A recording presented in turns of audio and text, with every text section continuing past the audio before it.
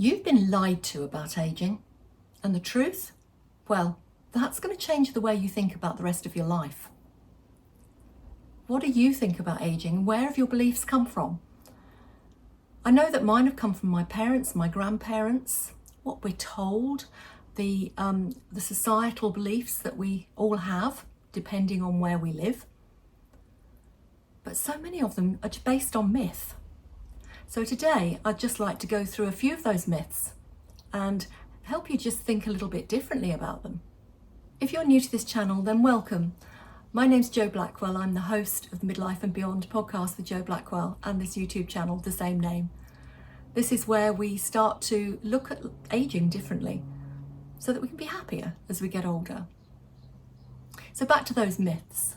The first one is that it's all downhill after menopause. For too long, we've been led to believe that the end of a woman's fertility is also the end of her useful life as we know it. And of course, it just simply isn't true.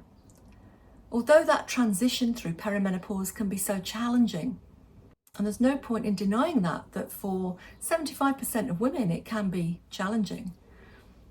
What we come out through the other end, most women report that they have more confidence, that they know who they are. As the writer Maya Angelou said, at 50 I began to know who I was. It was like waking up to myself. That's certainly been my experience, and now that I'm in my 60s, I'm definitely far more comfortable in my own skin and know who I am. And you stop caring so much about what other people think, and that's really, really freeing. So that's myth number one. It isn't all downhill after the menopause. It's a door opening to a whole new chapter and a whole new way of looking at life. Number two, we're led to believe that aging inevitably means decline, becoming weaker and more feeble, descending into illness. But the thing is, if we can look after our nutrition and our exercise and our lifestyle in general, we keep ourselves active, keep our minds active, that doesn't have to be inevitable. Of course, there are diseases that we can be subject to, but these things aren't inevitable. So take heart. See a personal trainer who has experience with the over 50s so that you don't hurt yourself, or take an online course specifically aimed at people over 50.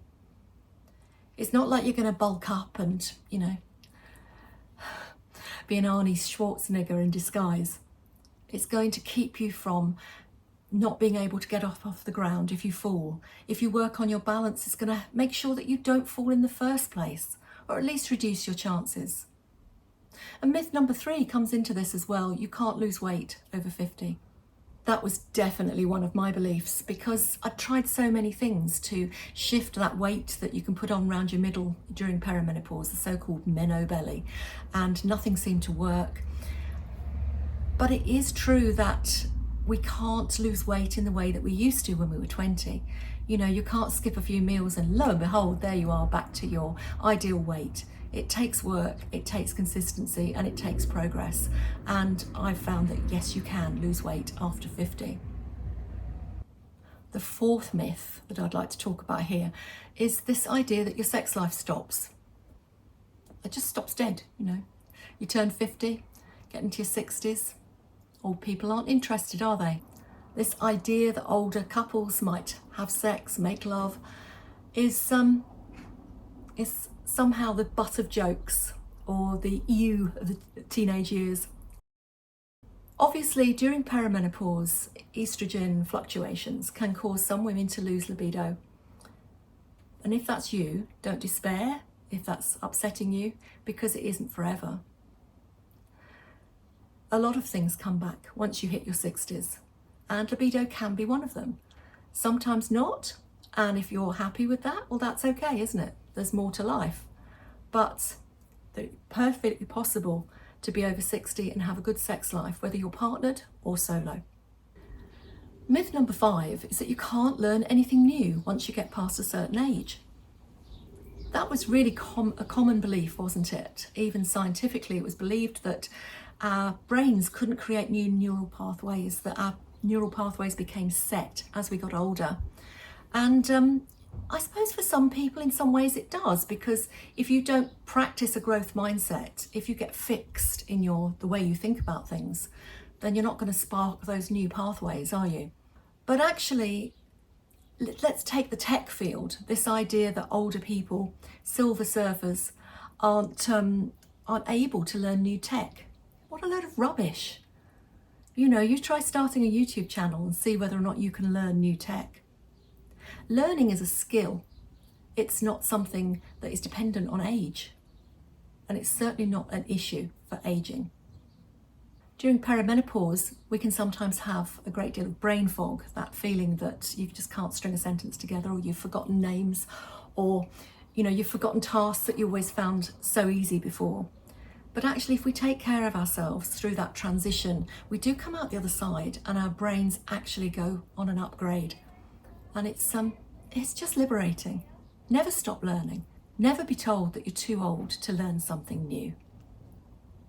Some of my favourite people are those that have gone back to university in their 70s and taken on a whole new area of knowledge that they'd always been interested in but never had the time or the money to explore. You might say, well, what's the point? What's the point of getting a degree at 75 or 80 or 95, But it's learning for learning's sake. And we rarely have the luxury of that during our busy years as we're building our lives.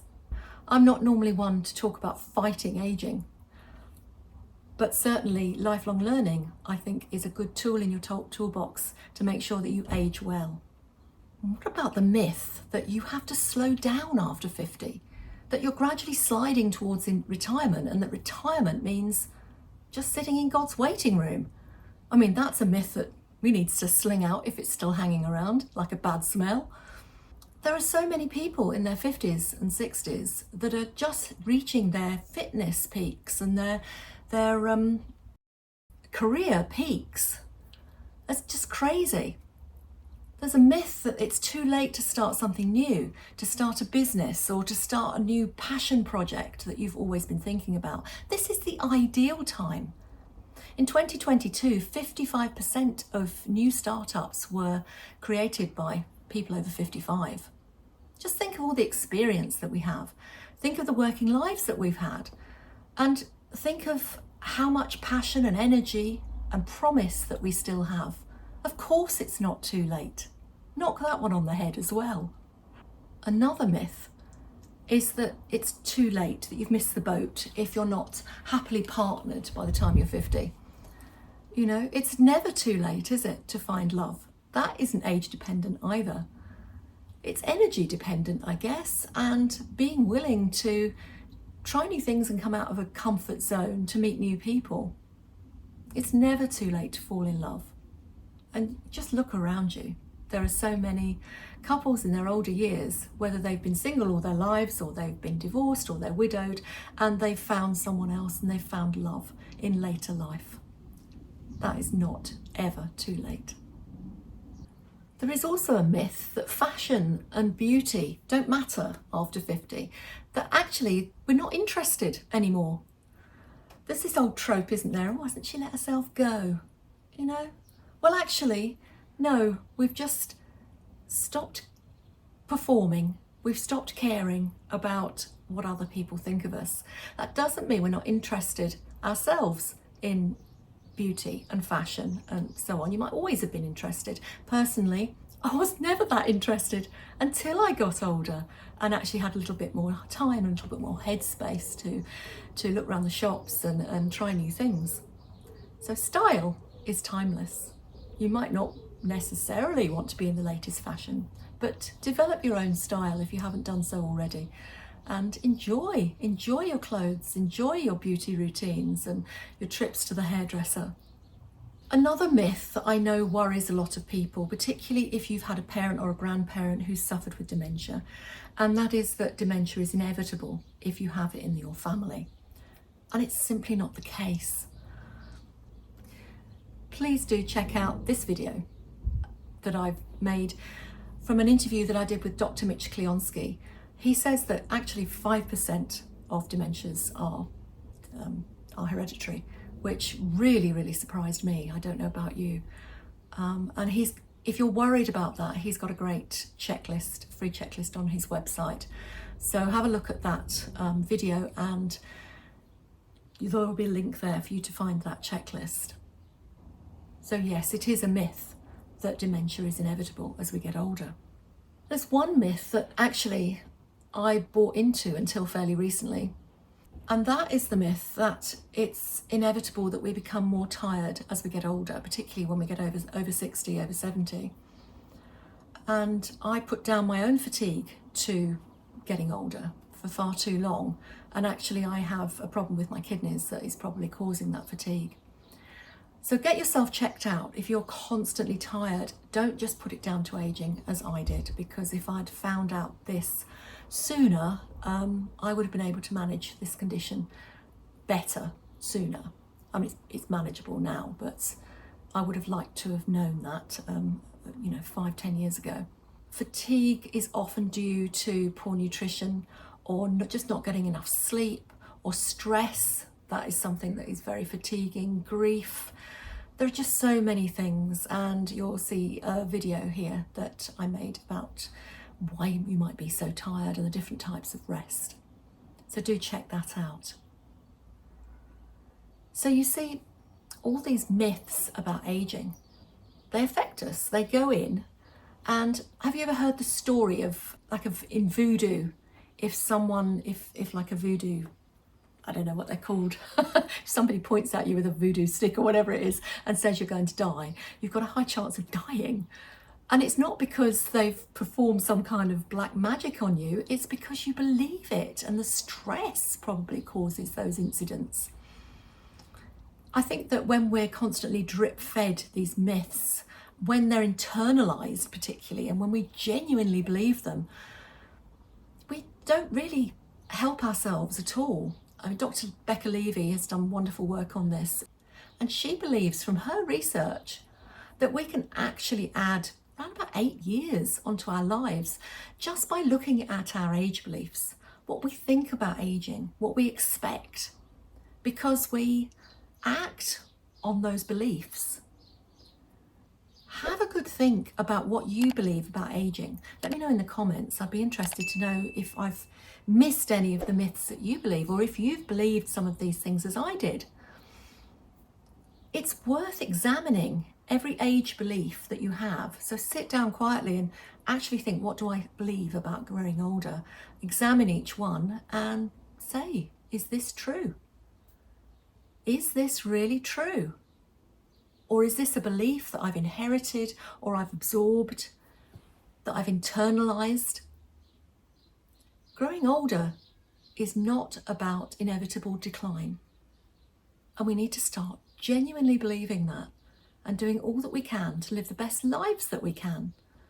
Growing older can be a joyous time, notwithstanding aches, pains, creaks, things wearing out, things going south, These things don't really matter when it comes to living a good life.